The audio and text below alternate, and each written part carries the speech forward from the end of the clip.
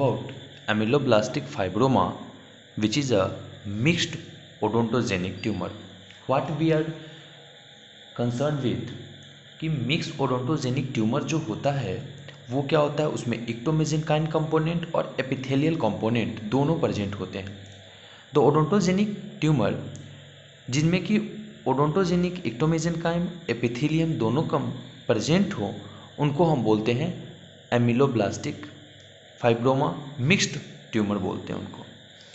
और एमिलोब्लास्टिक फाइब्रोमा एक एग्जाम्पल होता है उसका. ये सॉफ्ट हो सकते हैं, they can be soft, they can be hard. They are called soft mixed odontogenic odontoma 2. Now coming to the next point, that is fibroadenoblastoma. Means this is the another name AN, also known as fibroadenoblastoma. Means they are also called as, they are regarded with another name. Okay, so ameloblastic fibroma अब आप definition create कर सकते हो. कैसे कि एमिलोब्लास्टिक fibroma एक hamartomatous lesion है which is uncommon neoplasm. It is not a true neoplasm simultaneously, but it can be called, I am telling you what, it is an uncommon neoplasm. Means it is not so much common, ये उतना common नहीं है, but yes it can be called as a neoplasm because ये क्या है, malignancy की तरफ जाने का चांसेस तो इसमें है. इसमें क्या होता है, स्टुमिनेटियस प्रोलिफरेशन होता है एपिथेलियल सेल का एज वेल एज मेसेनकाइम का. जो आपको मैं बता रहा था कि एपिथेलियम और मेसेनकाइम दोनों का प्रोलिफरेशन होता है. इसमें इनामेल और डेंटिन का फॉर्मेशन हो सकता है और नहीं भी हो, बट ज़्यादा चांसेस होते हैं कि ये ना हो, फॉर्मेशन ना हो. It is example of true mixed tumor. Now according to the nature we have discussed and according to different scientist, it represent an immature complex odontoma. ये एक इमैच्योर ओडोंटोमा को, कॉम्प्लेक्स ओडोंटोमा को रिप्रेजेंट करता है. अबाउट द ओडोंटोमा हम discuss करने वाले हैं कमिंग फ्यू लेक्चर्स के बीच में ही.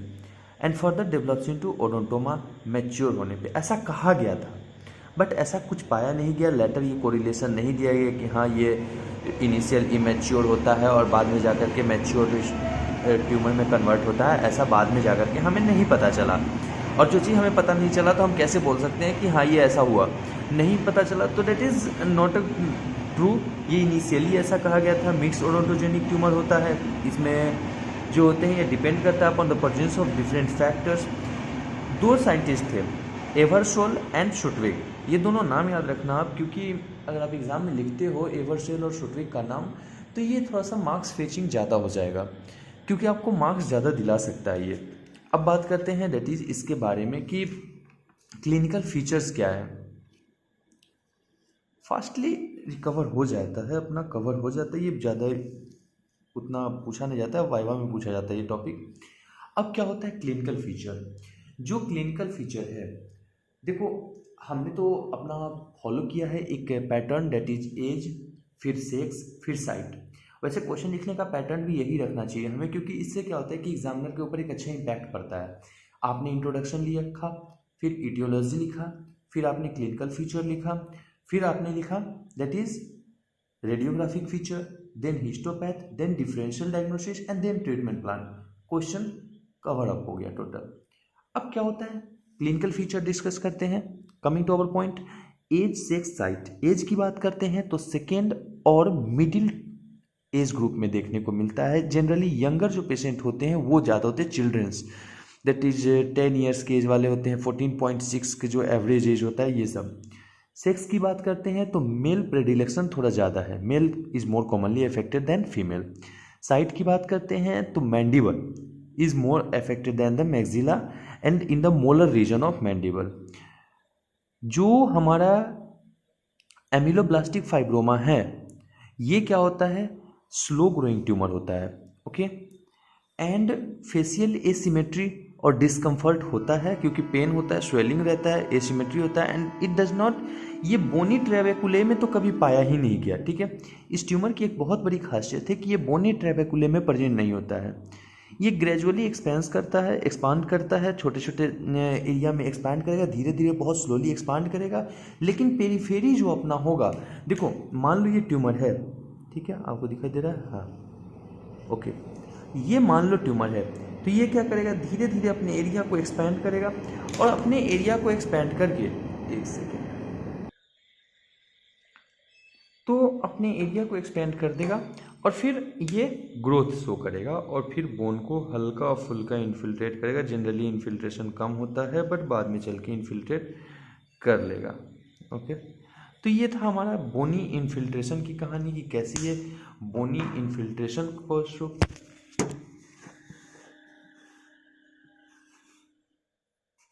शो करता है। अब बात करते हैं डेट इज़ पेन के बारे में। जब इनिशियली पेन होता है, इसमें ये एक ऐसा लीजन है जिसमें पेन होता है, टेंडरनेस होती है, स्वेलिंग होता है जॉ में, तो ये तो हमारा क्लिनिकल फीचर हो गया। अब रेडियोग्राफिक फीचर की बात करते हैं। जो रेडियोग्राफिक फीचर है, रेडियोग्राफ में आपको बताना होगा कि लीजन कैसा है, तो यूनिलोक्यूलर है या मल्टीलोक्यूलर है। ये जो एमिलोब्लास्टिक फाइब्रोमा होते हैं तो ये जनरली क्या होते हैं कि रेडियोल्यूसेंट होते हैं, यूनिलोक्यूलर होते हैं, but it can B multilocular also. ये क्या करते हैं, देयर में इट में produce bulging bone, they may produce bulging bone. जो रेडियोग्राफिक वेरिएशन होता है that is 1 to 8.5 centimetre diameter तक जाते हैं। इनकी आउटलाइन तो स्मूथ होती है but they are radiopaque, sclerotic border होते हैं आउटलाइन पे, इसलिए रेडियोपेसिटी देखने को मिलता है। ठीक है, आपको कहीं डायग्राम में दिख रहा है कि रेडियोपेक कैसे शो हो रहा है, और देखिए आप यहाँ पे एक ऑब्जर्व कीजिए कि देखिए कैसे थिन रेडियोल्यूसेंट एरिया शो करेगा, और बहुत ज़्यादा डैमेज हुआ है उस एरिया में, थिन रेडियोल्यूसेंसी देखने को मिल रहा है। अब आते हैं हिस्टोपैथ पे। हिस्टोपैथोलॉजी में क्या देखते हैं कि इसमें होते क्या है कि आइलैंड ऑफ एपिथेलियल सेल, ठीक है, क्योंकि एपिथेलियम से ओरिजिनेटिंग है, मिक्स ट्यूमर है, ओडोंटोजेनिक ओरिजिन का है, तो आइलैंड ऑफ एपिथेलियल सेल, ठीक है, एक्टोडर्मिस में वो क्या होंगे, एक वेरियस रोजेटी लाइक पैटर्न में, कैबेज लाइक फॉर्म में, रोजेटी लाइक फॉर्म में, फिंगर लाइक लॉन्ग स्टैंडिंग पे ये फिंगर लाइक फॉर्म में ऐसे हो जाएंगे।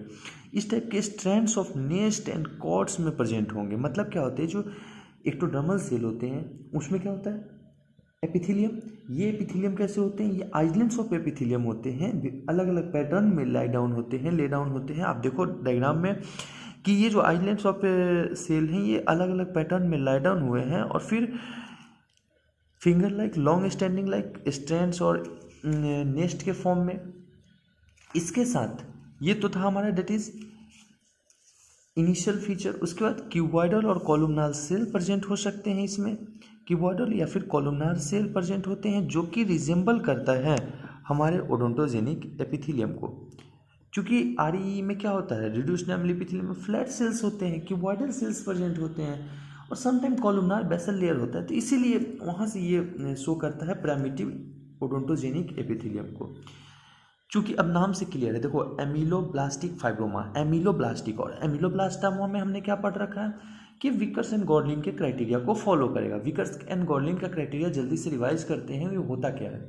देखो विकर्स एंड गॉडलिन का जो क्राइटेरिया था, उन्होंने कहा था कि जो न्यूक्लियस होगा पोलराइज्ड न्यूक्लियस होगा, अवे फ्रॉम द बेस होगा, पैलिसेडेड टॉल कॉलमनार सेल्स होंगे, और उसके अलावा जो सेल होंगी इमेच्योर सेल्स होंगे। इसमें विकर्स एंड गॉडलिन के क्राइटेरिया को फॉलो करना है। ये दो तो मेन क्राइटेरिया हो गया, tall columnar cell, hyperchromatic nucleus, polarized basal cell layer, palisaded nuclei, और लोअर सेल में वैक्यूलाइजेशन। ये विकर्स एंड गॉडलिन का क्राइटेरिया था। इसके अलावा समटाइम क्या होता है, ओपनिंग इसमें क्या होता है, स्टिलेट रेटिकुलम प्रेजेंट होते हैं। ओके, अब हिस्टोपैथोलॉजी में डेंटल लमाइना को रिप्रेजेंबल करता है हिस्टोपैथोलॉजिकल फीचर से। क्यों, क्योंकि ये सारे फीचर्स डेंटल लमाइना में होते हैं, और इसका ओरिजिन कहाँ है, डेंटल लमाइना ही तो है, तो इसलिए शो करेगा ये फीचर। मिजेनकाइमल कंपोनेंट भी बने होंगे, इसमें प्रेजेंट होंगे। जक्स्टा एपिथेलियल हाइलाइनेशन देखने को मिलेगा कनेक्टिव टिश्यू में, और ये डिस्प्लास्टिक डेंटिन को रिजेंबल करते हैं। अब हम बात करेंगे दैट इज इसके ट्रीटमेंट प्लान पे। जो ट्रीटमेंट प्लान होता है, हम कोशिश करते हैं कंजर्वेटिव ट्रीटमेंट की तरफ जाएं, क्यूरेटाज करें सराउंडिंग बोन के साथ में। ये रेयर चांस होता है कि ये ट्यूमर रीअकर होगा। रीअकर तभी होगा जब ड्यूरिंग द ऑपरेशन और ड्यूरिंग द सर्जरी आपसे अगर छोटा सा भी पॉइंट छूटता है तो चांसेस हैं कि रीअकर कर जाए, बट बहुत कम चांस है। तो this was all about the ameloblasttic fibroma. Hope you like my video. I am not going through the whiteboard because it's a cumbersome that should be taken on whiteboard. It will make two video sense. So no, I am coming by help of white paper. Hope आप सभी को पसंद आया होगा मेरा ये video अपने दोस्तों में शेयर करें, लाइक कर दें, सब्सक्राइब करें। और किसी भी तरीके के नोट्स के लिए आप व्हाट्सएप या टेलीग्राम पेज पे आप मेरे साथ कनेक्ट हो सकते हैं। आप मेरे साथ इंस्टाग्राम पेज पे भी कनेक्ट हो सकते हैं। सबका लिंक डिस्क्रिप्शन में दिया गया है, इंस्टाग्राम से लेकर के टेलीग्राम और व्हाट्सएप पे। किसी भी तरीके का डाउट व्हाट्सएप पे पूछ सकते हैं, कमेंट बॉक्स में आप पूछ सकते हैं। Thank you, that's all.